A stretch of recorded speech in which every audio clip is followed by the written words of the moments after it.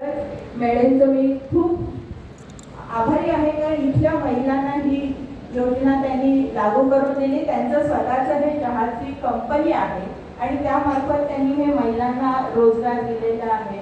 हा सेवाभाव त्यांचा खरोखरच घेण्यासारखा आहे. मला वाटतं खूप उशीर झालेला आहे. विद्यार्थी मित्र हो, मी तुम्हाला एवढंच सांगते, 10वी आणि 12वी हे आपल्या आयुष्यातील खरे टर्निंग पॉईंट असतात.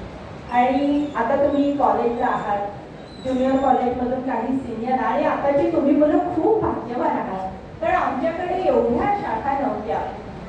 BA, BCom, MA, MSc एवढंच होतं. आता इतक्या शाखा ज्ञानाच्या वाढलेल्या आहेत की तुमच्याकडे खूप पर्याय आहेत आणि हे पर्याय निवडताना तुम्ही अतिशय चांगल्या पद्धतीने निवडा आणि जे तुम्ही निवडाल त्याचा व्यवस्थित अभ्यास करा. कारण आकाशात उडणारे पक्षी किंवा फांदीवर बसलेल्या पक्ष्याला फांदी तुटण्याचं भय कधीच वाटत नसतं, कारण आकाशात भरारी घेण्यासाठी त्यांचे पंख खूप मजबूत असतात. असाच अभ्यास जर तुम्ही केला, तुम्ही जो अभ्यास स्वीकारणार आहात, जी शाखा तुम्ही स्वीकारणार आहात, त्याचा जर परिपूर्ण अभ्यास तुम्ही केला तर या जगाच्या पाठीवर तुम्ही कधीच कुठे मागे पडणार नाही. तुमची मेहनत हे तुमचं यादी निघेल. महाराष्ट्र, भारत देश हा खरोखर सुजलाम सुफलाम होईल. आपल्या भारतामध्ये खूप काही चांगलं आहे आणि मला इथे सांगायला आनंद होतो. 10वी 12वीची मुलं सगळी सुपर टॅलेंटेड, मल्टी टॅलेंटेड आहेत. सरांबरोबर मला म्हणजे पण 2-3 मुलं असे आहेत की त्यांनी 10वीला 100 पैकी 100 मिळवलेले आहेत. किंवा साधारण समोर बसला आहे, त्यांनी 10वीला 100 पैकी 100 मिळवले. आता CET मध्ये मुख्यमंत्र्याकडून 99.94% मिळून पहिला आला. अशी खूप चांगली मुलं. तुलांकरांचा पण मुलगा 100/100 आहे. अशी ह्या सगळ्या प्रभागाची मुलं आहेत. त्यामुळे तुमच्या शुभहस्ते त्यांचा आज ओळख होतोय ही अतिशय भाग्याची गोष्ट आहे. ज्या चवीच्या चहाबद्दल आपण शिल्पाने सांगितलं तसे मेळेसाहेब इथे उपस्थित आहेत. 2 मिनिटामध्ये त्यांना आपलं मनोमत व्यक्त करायचं आहे. मी त्यांना इथे बोलू इच्छितो आणि मनोमत व्यक्त करा अशी विनंती करतो.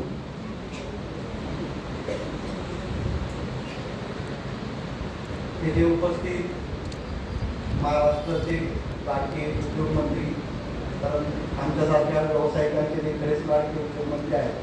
कारण बरेचसे उपक्रम त्यांचे आहेत ते आमच्यासाठी खूप फायद्याचे ठरलेले आहेत.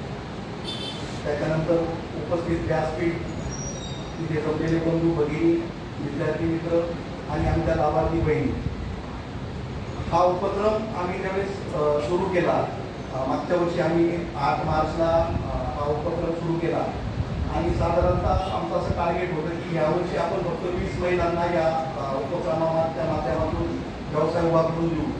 आणि आम्ही अकोल्यामध्ये एक दारू विक्री करणारी महिला होती आहे आणि दारू विक्री महिलांना तिचं काउन्सिलिंग केलं आणि तिला तो व्यवसाय बंद करण्यास भाग पाडलं आणि तिला चहाचा व्यवसाय सुरू करून दिला. आणि तिनं ते अतिशय सुंदरपणे तो प्रकल्प राबवत असताना ती बातमी लोकमतला आली आणि लोकमतला आल्यानंतर ती बऱ्याचशा ठिकाणी लोकमत वाचला जातो, त्याच्यामुळे ती बातमी स्प्रेड झाली.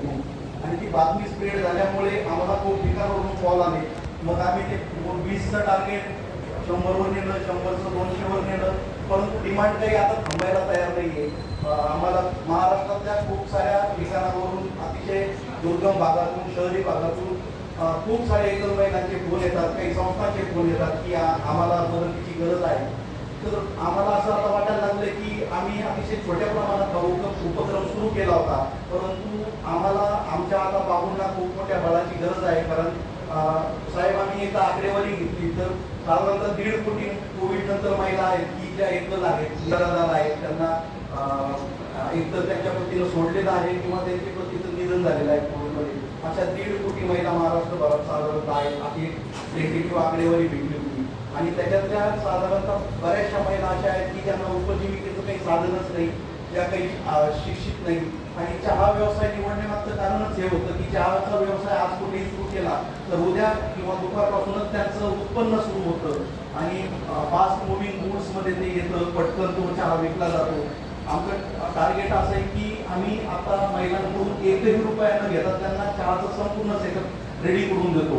म्हणजे त्यांनी काही चमचा देखील साहेब घरून आणायचा नाही.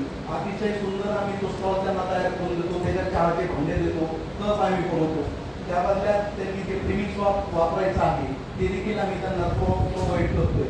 आणि ह्या प्रोजेक्टच्या माध्यमातून आमच्याकडे काही उदाहरणं अशी आहेत की ती महिला एक आया म्हणून 7 ते 8 हजार रुपयात काम करत होती. आज त्या महिला 40 ते 50 हजार रुपये कमवतात या माध्यमातून. तर हा त्यांचाच आशीर्वाद आहे की आम्ही 2 वरून 20 वर पोहोचू शकतो, 20 वरून 200 वर पोहोचू आणि 200 वरून 2 लाखांवर पोहोचू. आपल्या सगळ्यांचे आशीर्वाद आमच्यासोबत असावेत.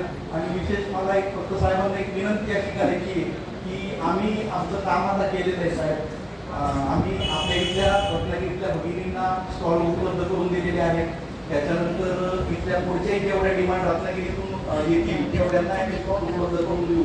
फक्त मायेचा हात त्यांच्या पाठीवर असू द्या. त्यांना काही अडी अडचण आली तर त्यांच्या सोबत उभे राहा. अतिशय तुम्ही सगळ्या महिलांनी सांगितलं की साहेब आमच्या भावासारखे आहेत.